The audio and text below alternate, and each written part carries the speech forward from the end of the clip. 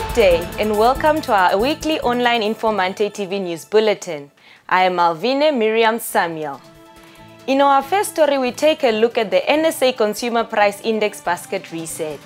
The Namibian Statistician General took the stage this week to announce a number of changes to the way this country thinks about inflation and the ever-increasing cost of living in Namibia.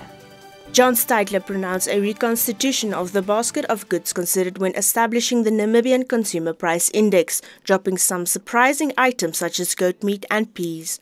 Among the new items added to the basket are sportswear, boys and girls outfits, garden and patio furniture, and power tools, as well as plastic bags, motorcycles, driving lessons, creches and playgrounds.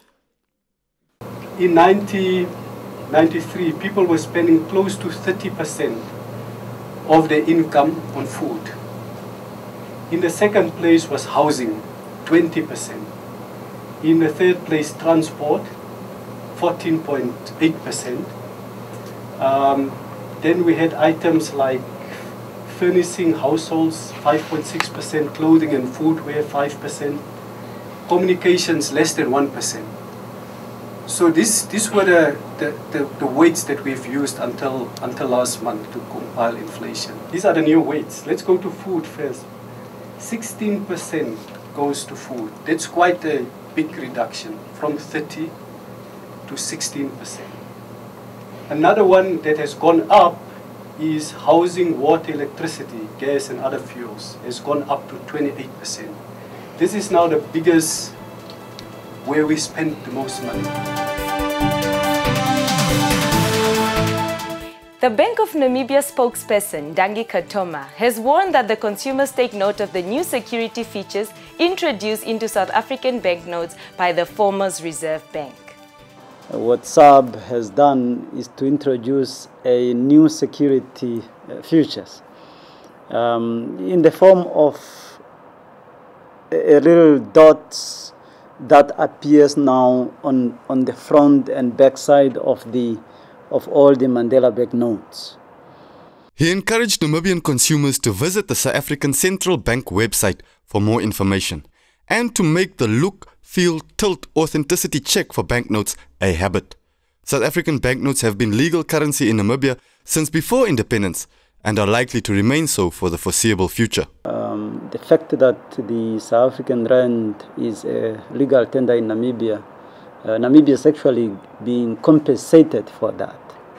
Meanwhile, new Namibian $10 and $20 banknotes introduced on 17 June have also now been improved after 3 months of comprehensive testing done by private companies, Katoma explained. We saw that the diamond-shaped security feature was cracking, and that we also saw that the notes were fast aging than usual, the 10 and the 20.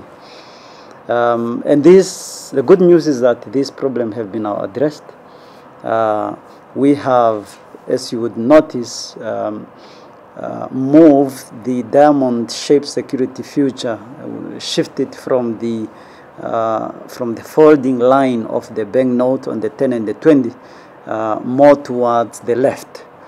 And secondly, the problem of the 10 and 20 fast aging has also been addressed.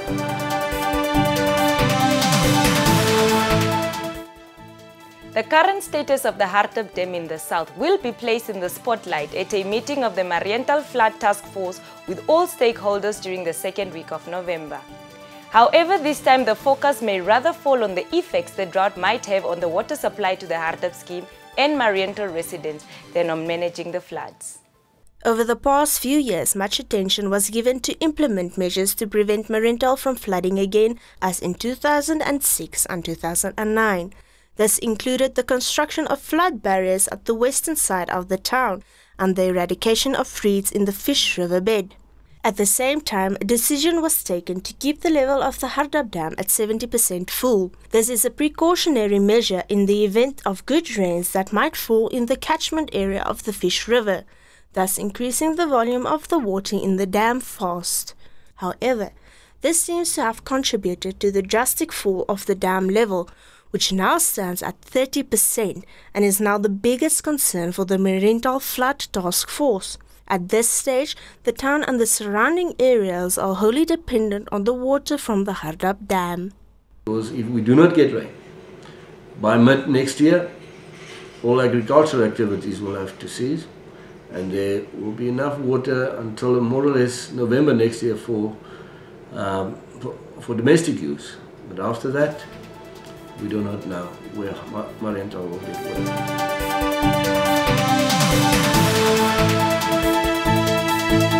While Namibia prepares to take on Kenya in their second match of the 2013 Windhoek Draft Tri-Nations Tournament on Saturday, one highlight of the game will be the International Rugby Union referee, Jonathan Kaplan, who is set to referee his 70th and final test match. Speaking to Informante, Kaplan said his refereeing journey will end where it started with the game between Namibia and Zimbabwe at the Harare Police Grounds in 1996. The 46-year-old Kaplan, who has refereed more Tests, Vodacom Super Rugby and Absa Currie Cup matches than anyone in history, steps down after 30 years of refereeing. Rugby in Africa, in particular Namibia, is, according to this veteran referee, on the right track. Absolutely. We were just chatting the other day with the partners in this group, Kenya and Zimbabwe. And I really think that it's only just a matter of exposure and time on the field that is prohibiting teams like Namibia from growing and competing with teams that are higher ranked than them in World Rugby. He described his handling of the Currie Cup finals, 4 British Tours and 4 World Cups as his most memorable time on the rugby field. So, I mean, the feats are numerous, but I mean, I think for me the important thing was the fact that I felt I was contributing right until the end of my active career as a professional referee.